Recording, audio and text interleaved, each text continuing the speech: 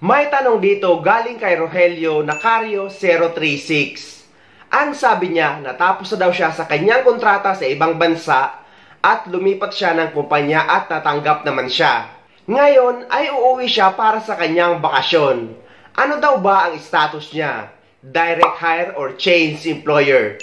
Ginawan ko guys ng video ang tanong na ito ni Sir Nacario para just in case may mga OFW din na may parehong katanungan ay makakapanood din nito. Ang sagot ay of course ay change employer ang status nyo. Dahil ang direct hire or ang direct hire process ay ito yung mga OFW na direktang hinire ng company sa ibang bansa galing sa Pilipinas na hindi dumaan sa recruitment agency pero dumaan sa Polo at sa POA. Para malaman nyo ang direct hire process at mga requirements ay ilalagay ko sa description ng video na ito kagaya ng nakikita nyo dyan sa photo. At dahil hired ka within the country or sa bansa kung saan ka dating nagtatrabaho sa dati mong kumpanya at ngayon ay na-hire ka sa ibang kumpanya nung na-finish contract ka sa dati mong company, ay change employer ang status mo at yun ang pipiliin nyo kapag magsisecure kayo ng appointment sa POA. So makikita nyo dyan, change employer. But take note guys, kapag nag-change employer kayo or lumipat ng kumpanya sa ibang bansa, ay required kayo magpa-verify ng kontrata sa Polo Office kung saan bansa kayo nagtatrabaho bago kayo uuwi sa Pilipinas para ma-update ang employment information nyo sa Polo at sa POA at para makakuha na din kayo ng updated UEC. Kailangan nyo mismo sumadya sa POA Office kapag uwi nyo sa Pilipinas. Dala-dala ang mga kinakailangang requirements kagaya ng passport, visa, certificate of employment, at ang pinakamahalaga, ang Polo Verified Contract na manggagaling sa Polo Office sa ibang bansa. So kapag nag-change employer kayo or may mga any employment changes, ay required kayo magpa-verify ng kontrata bago kayo uuwi sa Pilipinas. Pero paano daw kapag nakauwi sa Pilipinas na hindi nakapag-verify ng kontrata sa Polo at nag-change employer sa ibang bansa? Ano daw ba ang pwedeng gawin? Ganito ang gagawin nyo guys, base na din sa bagong advisory na inilabas ng MWO or ng Polo.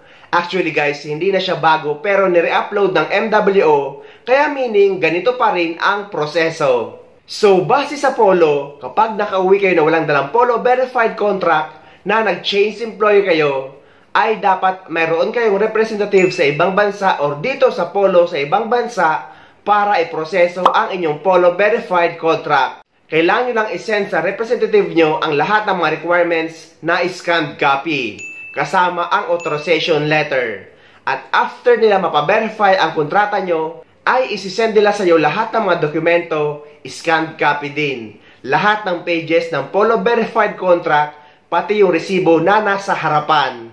At ang pangalawa nyong pwedeng gawin ay sumadya kayo sa pinakamalapit na POA office sa lugar nyo at makiusap kayo na magsasubmit na lang kayo ng affidavit of undertaking na sa kanila din manggagaling ang form na nangangako kayo na magsisend kayo ng Polo Verified Contract kapag nakabalik na kayo sa ibang bansa. But take note guys, base mismo sa Polo nung nag-briefing kami sa Polo office na kapag nabigyan kayo ng UEC na walang dalang Polo Verified Contract, na nangako kayo na magsisend kayo ng Polo Verified Contract pagbalik nyo sa ibang bansa, ay dapat nyo itong tuparin. Dahil guys, nakanote sa POA na incomplete kayo or incomplete ang Polo Verified Contract nyo. At kapag hindi nyo ito tinupad, at kapag uwi nyo na wala pa rin kayong dalang Polo Verified Contract, ay pwede kayong ma-watchlist at mabigyan ng disciplinary action ng POA. At after nyo mabigyan ng UEC sa POA kahit walang dalang Polo Verified Contract, pagbalik nyo sa ibang bansa ay dumiretso na kayo mismo sa Polo Office. Hindi na kailangan ng appointment dahil base sa Polo guys, ay hindi na kailangan ng appointment kapag ganyan dahil given na yan, na rush yan. At after nyo mapaverify ang inyong kontrata, ay isend nyo sa POA sa email address na ibinigay nila sa inyo para maging okay na ang record nyo at para hindi kayo ma-watchlist. Para sa mga requirements sa pagpapaverify ng kontrata kung sa Polo Dubai kayo mapapaverify or sa Polo Abu Dhabi, pati yung mga downloadable forms na kailangan nyo. Ilalagay ko sa description ng video na ito para madali nyo makuha at para hindi na kayo mahirapan. At eto guys, base mismo sa Polo Dubai at sa Polo Abu Dhabi, kapag wala kayong makuhang appointment online, ay allowed kayo mag-walk-in 1 day bago ang flight nyo pauwi sa Pilipinas or 1 day before holiday. Dalhin nyo lang ang inyong ticket at ang kumpletong requirements.